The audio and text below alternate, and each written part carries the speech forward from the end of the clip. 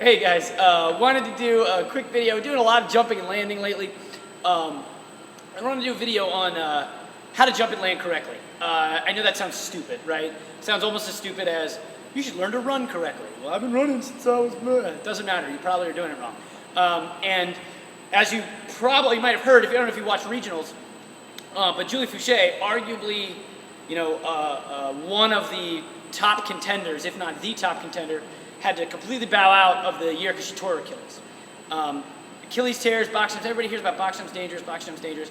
Box jumps not dangerous. Doing it wrong is dangerous, in the same way that running wrong is dangerous. So we advocate stepping down a lot, and I'll explain why.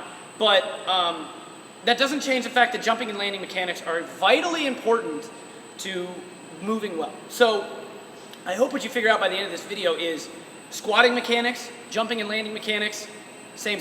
Okay, same exact idea.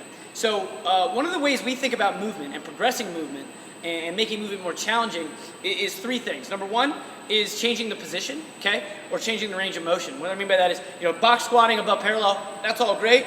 Box squatting below parallel, also great. A little more challenging, a little more deeper range of motion, but that's kind of step one. Can we improve the range of motion? Can we increase the range of motion? That's one way to make it more challenging. The next way to make it more challenging is to add load, right? Obviously a 100-pound squat and a 500-pound squat, same squat, not the same squat at the same time. So it's different, it's challenging, it's a different movement. It requires fundamental mechanics, and it's like I said, it's challenging. And then the final way, and honestly the most difficult way, is to increase speed. To increase speed. Speed multiplies force, okay? It's really, really powerful when you do things much faster. And so jumping and landing is kind of the epitome of speed. It's pure speed work. It's explosive, okay? So it's every bit as difficult as a 500-pound squat. It's just jumping and landing with your body weight, but it's that speed that makes it hard. So landing in a good position is vital. So what do we mean landing in a good position? As I said at the beginning of the video, it's the same as squatting in a good position. What does that mean? It means my feet land no more than 12 degrees turned out. Okay, 12 degrees is about the range of motion you have in your ankle. The minute I go beyond that 12 degrees, I start spinning my tibia out. When my tibia starts spinning, my leg goes out. When my leg goes out, I'm no longer creating torque at the hip. Okay, all these things start to go wrong. So this is why we do not advocate toeing way out. You get about 12-degree toe out, and then you're done. Okay, why? You can do a little trick for me. If you were to do this, squeeze your butt, and spin, actively spin your femurs out, and you can feel a lot of tension. You do this, you toe out well beyond 12 degrees, squeeze your butt, and then spin out. It's not gonna happen. It's fundamentally unstable in this position. So, when we jump and land, we have to land, okay, just like we would in the bottom of a squat or the little half squat. So when I land, right, so I'm gonna go into this box. When I jump and land, notice my feet stay straight and I keep this torque at the hip.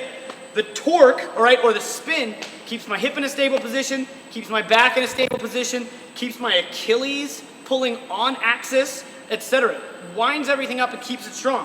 When I land here, right, when I land in this duck-footed position, everything gets unwound. My foot collapses, my knee collapses, my Achilles starts pulling off axis, everything starts to go wrong just from a simple jump and land. Obviously, it's pretty rare we do one jump, so if we do this over and over and over, and we're always landing in these bad positions, you can see why that's an easy mechanism for bad things to happen. If your back gets blown out from box jumping, you're doing something wrong. You're landing in this overextended position, most likely because your body is smart, it'll find the stability it needs to get the job done, but it's gonna do it in a less than optimized way. If we're not creating the hip torque, your body's gonna find a way to stabilize and it's going to end up blowing out your back and doing this other stuff. Why do we talk about stepping down? I think rebounding box jumps can be good. If you're a competitive CrossFitter, you better have that in your arsenal.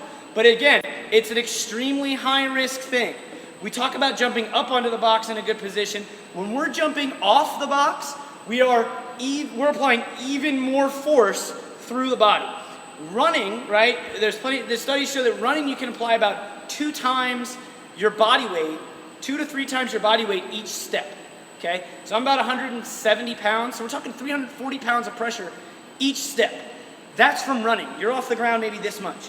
Look at this 12 inches. That's way higher than you ever take a step. So when we jump off the box, if we're landing in this horrible position, you can imagine the stress that it's causing on your knees, on your ankles, on your back, okay? Now again, if you're a competitive CrossFitter, you better have rebounding box jumps in your arsenal, and furthermore, you better be able to do them in a good position where something catastrophic like an Achilles tear doesn't happen.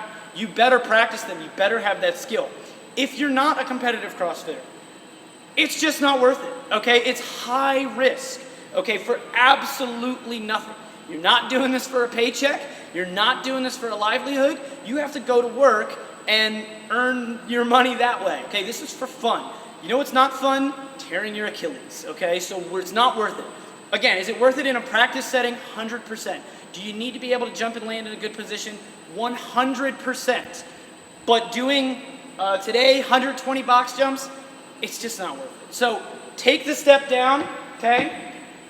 When we go to jump, good jumping mechanics, knees out, feet flat. When we land, same idea. We're creating that torque, feet flat, feet on the floor. We stand all the way up, and we've successfully box jumped. Quick recap. The way to increase speed, athleticism, power, it goes range of motion, it goes load, it goes speed. Box jumping looks simple. Box jumping is extremely difficult and extremely powerful. So we just need to be smart. You need to take a box jump as every bit as difficult as you would if you were going for a 2 to 3 time body weight squat. It's that technical, it's that important. So again, save yourself the risk. It's just, again, the risk isn't worth the reward. And just step down off the box. If you want to practice rebounding box jumps, that's fine, but you better practice it like you would any other skill. Any questions, send them to Andrew at districtcrossfit.com, and we will get back to you as fast as we can.